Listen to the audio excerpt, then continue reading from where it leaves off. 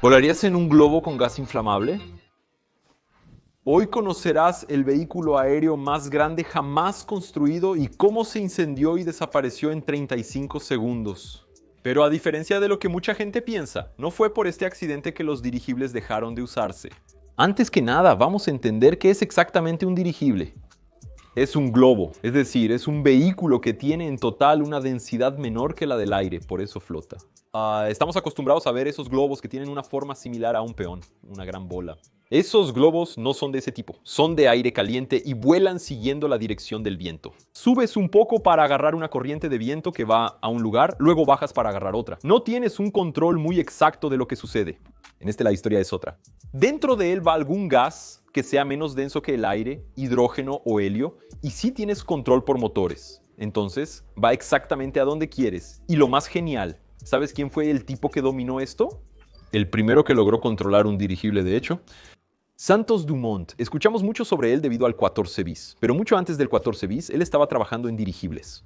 Quería crear un vehículo que volara y que fuera controlable.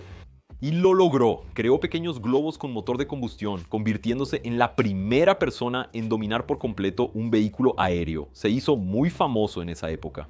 En 1900, el magnate petrolero estableció un premio en París. El reto consistía en salir de un parque, rodear la Torre Eiffel y volver, un recorrido de aproximadamente 11 kilómetros. Lograría hacerlo en media hora, ganando el equivalente a unos 4,5 millones de reales actuales. Santos Dumont lo intentó varias veces y cada vez surgía un problema diferente en sus dirigibles. Pero el 19 de octubre de 1901 logró despegar con el dirigible, dar la vuelta a la Torre Eiffel y regresar en 29 minutos y 30 segundos. Fue una llegada un tanto controvertida porque las personas que estaban en tierra solo pudieron agarrar la cuerda que sujeta el dirigible cuando había pasado un poco más de tiempo que eso.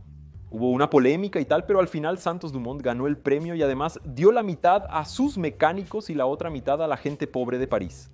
Entonces, la próxima vez que escuches hablar de Santos Dumont, es bueno saber que antes del 14 bis ya estaba creando vehículos increíbles, ya estaba haciendo historia. Creo que esta pequeña historia ya merecía un me gusta en este video o una suscripción a Manual del Mundo si aún no estás suscrito. Pero vamos allá. En las próximas décadas estos dirigibles evolucionaron mucho hasta que en la década de los 30 se construyó el Zeppelin Hindenburg, que tenía 245 metros de longitud. Pero en Iberé, 245 metros es como 2 cuadras, así. Debe ser como un avión grande, aunque no tan grande. Ay, mi santo, vamos allá. Aquí en el Manual del Mundo estamos haciendo una colección muy chula de máquinas y edificios históricos que estamos imprimiendo en 3D, siempre a la misma escala de 1 por 500. Eso significa que 1 metro del tamaño real aquí se convierte en 5 milímetros. Esto es genial porque nos permite construir cosas que son gigantes en un tamaño relativamente pequeño. Ya tenemos varios otros parientes del Zeppelin. ¿Quieres ver cómo se ve al lado de un Boeing 737? ¿Cuánto crees que da? Más o menos la mitad de él, un tercio, un cuarto. Este es el Boeing 737. Cerca del Zeppelin es prácticamente una mosca grande. El cohete Saturno V que fue a la Luna, ¿no es aproximadamente del mismo tamaño que el Zeppelin? No, es más o menos la mitad del Zeppelin, menos de la mitad. Vamos a exagerar entonces. Tomemos el Titanic, por ejemplo, que es absurdamente más grande que un avión. ¿Será que es justo? Ahora sí, tenemos algo respetable que puede competir. El Titanic es un poco más grande que este dirigible, pero aún así este dirigible era enorme. Entonces, ¿es grande o no? Es grande, viejo. Pero vamos allá. Cuando hablamos de Zeppelin, parece que esa palabra es sinónimo de dirigible, pero no es así. Zeppelin es el nombre de la empresa que producía este tipo de dirigible gigante en Alemania. El Hindenburg, el más grande que ella ha hecho, operó en 1936 y 1937 realizando solo 63 vuelos en total. Solo para que tengan una idea, el Graf, que era uno de sus hermanos, hizo 590 vuelos entre 1928 y 1937. Una de las funciones de esta hermosa criatura era hacer propaganda nazi, ya que el partido nazi dominaba Alemania en ese momento. Y el hecho de tener una máquina de este tamaño ya demostraba el poder tecnológico del país. Y a veces también lanzaba panfletos. En la ciudad entonces, si miras fotos antiguas del Zeppelin, verás que aquí atrás hay una bandera un poco diferente a la que dibujamos, que tenía una esvástica nazi. El esqueleto de esta bestia estaba hecho de una aleación de aluminio y cobre para ser muy ligero. Y aquí dentro no era un vacío gigante, había 16 globos diferentes dispuestos allí. Para dirigir el dirigible tenía 4 motores, 2 a cada lado. Estos motores eran de la empresa alemana Daimler-Benz, conocida actualmente como Mercedes-Benz. Y voy a confesarles que siempre pensé que el único lugar donde la gente se quedaba aquí en el Zeppelin era en esta pequeña cabaña, en esta cesta que está aquí enfrente. Pero no era exactamente así. Aquí en la punta había una especie de edificio, no sé, de un hotel que estaba adentro, que tenía muchas cosas, como un crucero, pero un poco más pequeño. El lugar cuenta con 25 cabinas, con capacidad para 2 pasajeros cada una, y un restaurante para 34 comensales. Un salón de descanso con una gran ventana para ver allá abajo. Incluso esta gran ventana la podemos ver aquí en el lateral, en estos pequeños agujeros. Un piano hecho de aluminio que era para que fuera más ligero. Y también una sala de estudios, debajo de esta ventana y aún dentro del cuerpo del Zeppelin.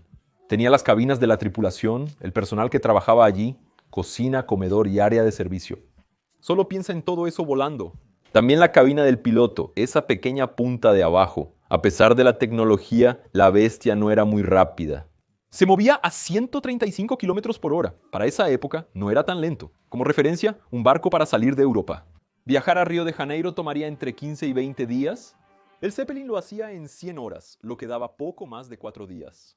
Y algo interesante es que el primer vuelo largo que hizo el Hindenburg fue para ir a otro continente. Vino a Río de Janeiro precisamente. Lo visitó 7 veces. En Recife aún existe una torre que solía ser un estacionamiento de Zeppelin. Fue bastante utilizada en su momento. Su hermano 252 veces en esa torre, pero ahora tiene dudas. Cuando hay buffet, fiesta de cumpleaños, esos globos que vuelan se llenan con gas helio que flota y no es un gas inflamable. De hecho, es un gas noble que no reacciona con casi nada.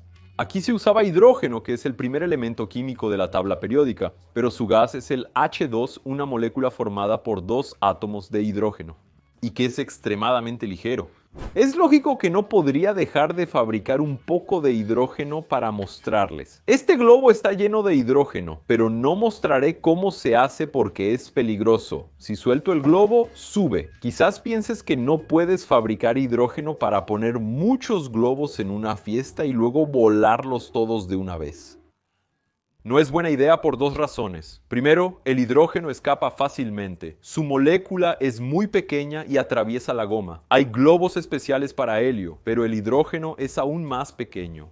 En aproximadamente 2 horas este globo estará desinflado. Y la segunda razón es que el hidrógeno, cuando reacciona con el oxígeno del aire, forma agua. Solo que esta reacción química es un poco violenta. Y eso es exactamente lo que quiero mostrarles ahora. Esta pequeña reacción química entre el hidrógeno y el oxígeno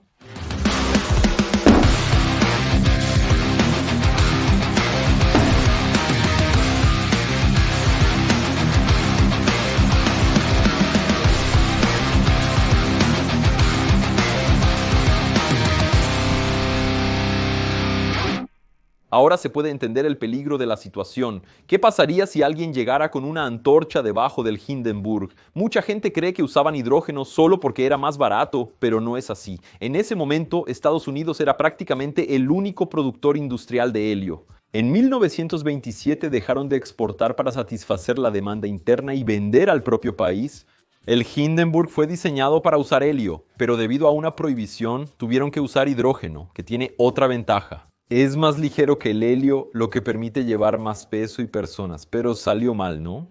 ¿Cómo era un aeropuerto para esta bestia, verdad? No necesitaba una pista de aterrizaje porque no necesita tomar impulso para empezar a volar. Al despegar, solo se necesita soltar peso o cuerdas para que flote. Aterrizar es más complicado, ¿no? Al subir, puedes ir a cualquier parte del cielo, pero al aterrizar, debes ser preciso y llegar al lugar exacto. Entonces, ¿podría tanto soltar el hidrógeno por estos agujeros, por estas tapas que vemos aquí arriba, como la gente podría lanzar una cuerda y alguien de abajo la agarraba y tiraba del bicho? Entonces no requería un gran espacio para permanecer estático. Podía apoyarse en una torre, atado por la punta, y la gente bajaba por las escaleras. Y fue en una maniobra de estas que todo se fue al traste. Quiero decir, fue el fuego.